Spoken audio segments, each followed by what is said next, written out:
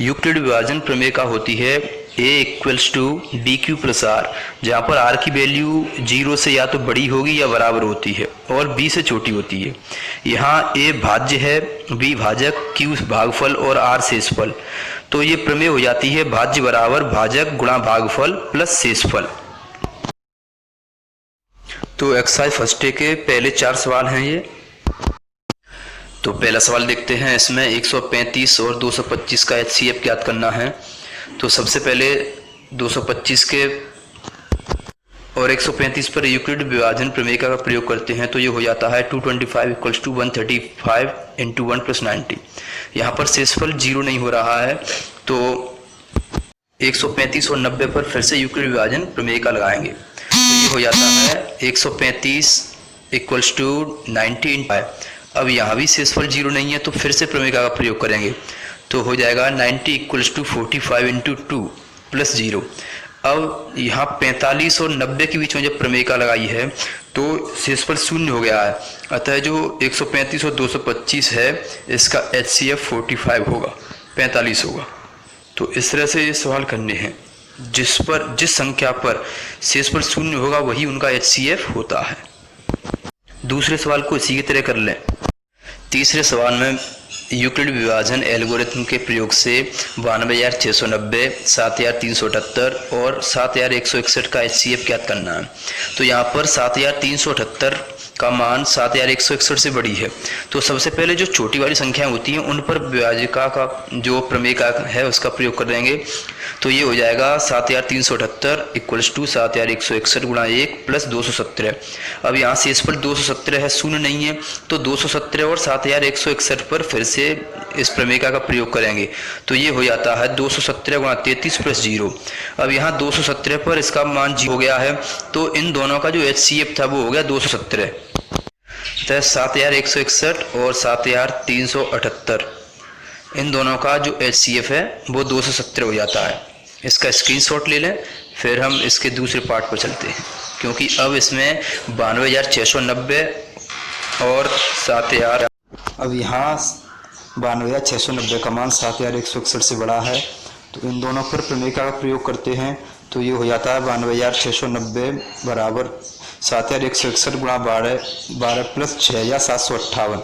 शेषफल 0 नहीं है, अतः हम 7,161 और 6,758 पर विभाजन प्रमेयिका का प्रयोग करेंगे। तो ये हो जाता है 6,758 गुणा 1 प्लस 403।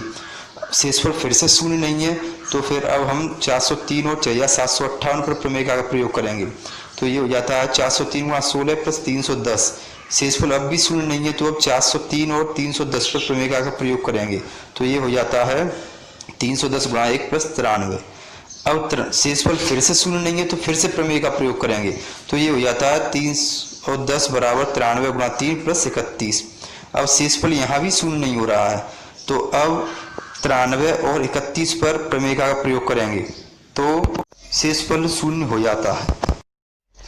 अब शेषफल 0 है तो इसका HCF 31 हो जाएगा, लेकिन पहले HCF 217 था और अब 31 है। तो अब इन दोनों पर प्रमेयिका का प्रयोग करते हैं, तो हो जाता है 217 बराबर 31 गुणा 7 प्लस 0। अब शेषफल 0 हो गया, तो यहाँ जो HCF होगा वो इन दोनों का होगा 31, 31 HCF होगा, यही इसका आंसर होगा। अब आगे ये जो प्रश्नावली आ रही है इसका स्क्रीनशॉट ले लें, फिर इसके बाद अगले सवालों को देखते हैं। 7वें सवाल में कहा जा रहा है कि कोई भी धनात्मक विषम पूर्णांक 6 क्यूब प्लस 1, 6 क्यूब प्लस 3 या 6 क्यूब प्लस 5 के रूप का होता है, क्या क्यू कोई पूर्णांक है। ऐसे सवालों में हम a को मान लेते हैं। अगर सवाल में विषम पूर्णांक कह रहा है तो विषम संख्या मानेंगे, और सम पूर्णांक कह रहा है तो सम पूर्णांक मानते हैं। a और b बराबर 6 में विभाजन एल्गोरिथम का प्रयोग करें, क्योंकि यहाँ पर जो गुणांक लिया गया है वो 6q के रूप में लिया गया है, इसलिए यहाँ b को 6 रखेंगे। अब क्योंकि जो r की वैल्यू है वो 0 से या तो बड़ी होगी या बराबर होगी और 6 से छोटी होगी। यहाँ r होता है शेषफल, तो अगर यहाँ 6q से उसकी तुलना करनी है तो भाग करने पर शेषफल या तो 0 होगा या 0 से और 6 के बीच में कोई भी संख्या होगी। अतः संभावित शेषफल 0, 1, 2, 3, 4, 5 होंगे। अतः ए संख्याओं 6 cube plus 1, 6 cube plus 2, 6 cube plus 3, 6 cube plus 4 और 6 क्यूब प्लस 5 के रूप का हो सकता है, जहां क्यू भागफल है। अब क्योंकि ए एक विषम पूर्णांक है, अतः यह 6 क्यूब प्लस 2 और 6 क्यूब प्लस 4 के रूप का नहीं हो सकता है, क्योंकि इन तीनों ही संख्याओं में 2 से भाग जाएगा। ये तीनों ही 2 से विभाजित हैं। अतः इन तीनों संख्याओं को हटाएं तो क्या बचेगा? पूर्णांक बचेंगे 6 cube plus 1, 6 cube plus 3, 6 cube plus 5। तो कोई भी विषम पूर्णांक इन्हीं रूपों में हो सकता है। 8वें सवाल में सेना का फ्लैग मार्च करना है, तो इसमें हम 616 और 32 दोनों का HCF लेंगे। इसके लिए यूक्लिड विभाजन प्रमेय का प्रयोग करेंगे। तो 616 को लिख सकते हैं हम 32 × 19 प्लस 8। अब यहाँ शेषफल शून्य नहीं है, तो हम 32 और 8 इन दोनों में फिर से विभाजन प्रमेय का प्रयोग करेंगे, तब हो जाएगा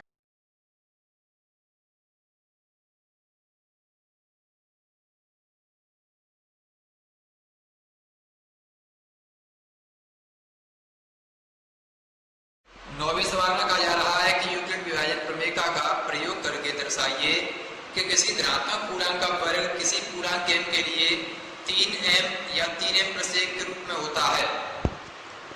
तो इसके लिए सबसे पहले माना कि x कोई धनात्मक पूर्णांक है, तब यूक्लिड की विभाजन प्रमेय का द्वारा x = 3q + r, जहां r की वैल्यू 0 से या तो बड़ी या बराबर होगी और 3 से छोटी होगी, क्योंकि यहाँ पर 3 गुणांक है।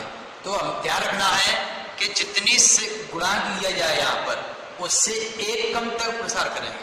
अब यहाँ हम x का मान रखेंगे 3q + 1 और 3q + 2। देखिए यहाँ 3 था, एक कम किया है हमने, तो कम तक रखेंगे। इसकी वजह क्या होती है कि डिवाइड करने पर अगर यहाँ 3 ऐड करेंगे तो फिर वो पूरा डिवाइड होगा, तब शेषफल शून्य रहेगा, तो इसकी आर की कोई वैल्यू नहीं रहेगी। फिर इसलिए एक कम रखते हैं, वो पूर्णांक एक ही हो जाएगा 3q और फिर 3q + 3 एक ही हो जाएगा, क्योंकि 3 कौन मिल जाएगा, ठीक है ना, पूरी बार भाग जाएगा उसमें।